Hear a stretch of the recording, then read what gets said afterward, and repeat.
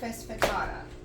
And you like 3 skillets? Are you serious? Yes, guys, I'm serious. Okay, first of all, we're going to preheat our oven to 375. We're going to get us a cast iron skillet or any heavy bottom skillet. And you like a pan that you can cook on the stove. You're going to add a couple teaspoons of olive oil to the bottom of the pan. To that, you're going to layer potatoes that you sliced. They're supposed to be thin. I did not do a very good job, but it's okay. It won't matter, guys. Lay them out. I like to overlap mine. There's no right or wrong way. I'm sure if you talk to a classically trained chef, they would tell you there is a right and wrong way to this. However, guys, there's not. You can do what you want. You're not serving this to some fancy place where you're expecting to get 50 bucks for your trouble. Okay, so we got it all in there. Now we're going to sprinkle about 1/4 teaspoon of salt over our potatoes. Then we're going to sprinkle it with paprika. I'm using smoked with some flavor. Of course, you know me, I'm the flavor queen. We're going to have a lot more. We're going to turn it on medium, and we're going to get a kettle, and we're going to cover it, a lid, and we're going to cover it and let it cook for 20 minutes or until you can put your fork into your baked potatoes. So make sure whatever pan you get, you have a lid that fits. Now, onto these other two. If you're going to be putting any type of vegetables, which I am, because I love vegetables, you're going to heat up 2 skillets. You're going to add a little bit of olive oil. Not a whole lot, guys. Maybe half a tablespoon. You don't want your frittata to be oily. To that, I sliced, this one we're going to put a half of a sliced red onion, thin sliced red onion, and sliced mini peppers. So I used about 10 of those. You can use shallots, you can use any kind of onion you want, or you can leave the onion out. You can use green pepper, you can use red pepper. Guys, it's endless. Let's add a little salt to them. We want to make sure our dish is well seasoned, so we need to do that. Now we're going to let these cook. It takes about 8 to 10 minutes for them to cook. Okay, guys? So while those are cooking, let's go ahead and get our batter, our egg mixture mixed up while this stuff is cooking. We have an 8-cup batter bowl here. Into it, add 12 eggs. I did not prep this ahead of time, guys. So we're going to have to crack 12 eggs to add into here. Because we got time, so why not? We had snow last night, got about 1 inch, and now it's raining, so it's going to be gone soon. No, I do not have a preference on white or brown eggs. I like both. So there's our eggs. Let me go over and stir our vegetables real quick. We're going to add about 2 to 3 tablespoons of heavy cream. You can leave out the heavy cream and use milk, but just remember, this is what makes your frittata fluffy. So it's up to you how fluffy you want it or don't want it. If you want it flat, don't add any milk. So yes, milk is what, whipping milk into your scrambled eggs and stuff, that's what makes them fluffy, guys. To this, we're going to add, you can add 1 to 3 cloves of garlic, but you know I love garlic. Garlic's really good for you. So we're going to add garlic. Whisk that in good. And to that, you're going to add 1 to 3 sliced green onions, or better known as scallions. Either one, guys, it's the same thing. So I find that mixing each of these in one at a time just makes it a lot easier for me to combine. That's why I do it separately.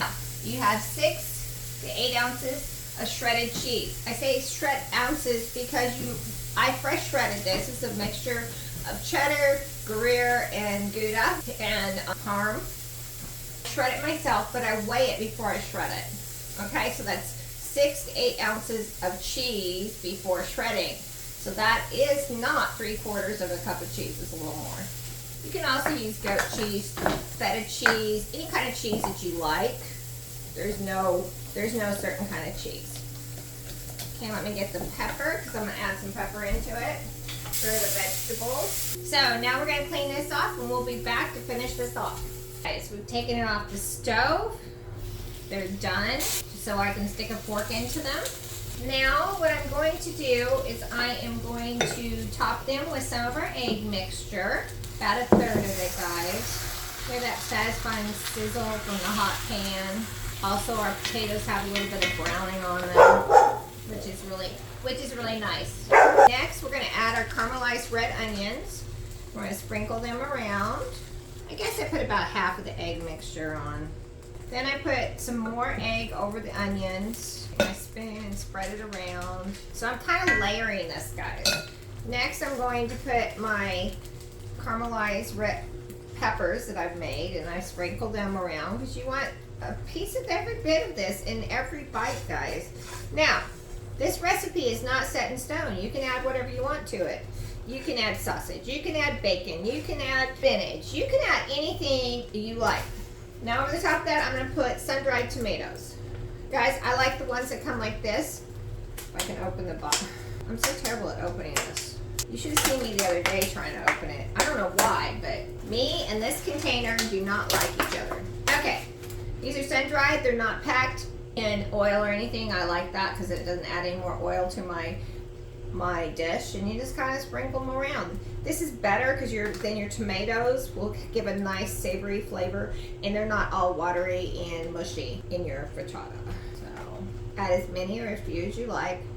My husband's not a huge tomato fan, but I am. So now we're going to add the rest of our egg and cheese mixture over the top. Just make this your own, guys. Make what you like, and it's great because once you bake it, you can serve. This makes about 8 servings.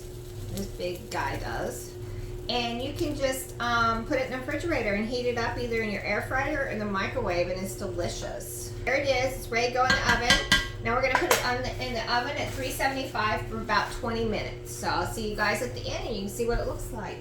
Okay, guys, here is our beautiful frittata, breakfast frittata. We're going to get a knife, and I'm going to cut a piece. Isn't that beautiful? I just love the way it looks. Oh, it's a little more juicy than I like in the center, so let's put it back in the oven for a hot minute. Okay, I like mine well done. Guys, you don't have to do that, so we're going to cut it again. Now that it's cooked completely. Cut us a little piece out of here. Get yourself a little spatula. I like my fish spatula because it's thin and it can get under everything. Well, and there it is, guys. Look at how delicious that looks. I forgot. Look at this, guys. I left this in the bottom, but look at that potato. Now we're going to add a little salsa because I like salsa with my food. And that is our breakfast frittata, guys. Look at that. Isn't that a beautiful meal? Okay, let me get a picture and then I'll try it. Okay, let's give it a try. First, I have to try this. Okay, let's give it a try. Potatoes are delicious. Get yourself a little bit of salsa. Put on the end here. Take yourself a bite. Smells delicious. Perfect breakfast on a cold, rainy morning in New England. Thanks for joining me, guys. See me for my next fun and innovative meal. Yeah.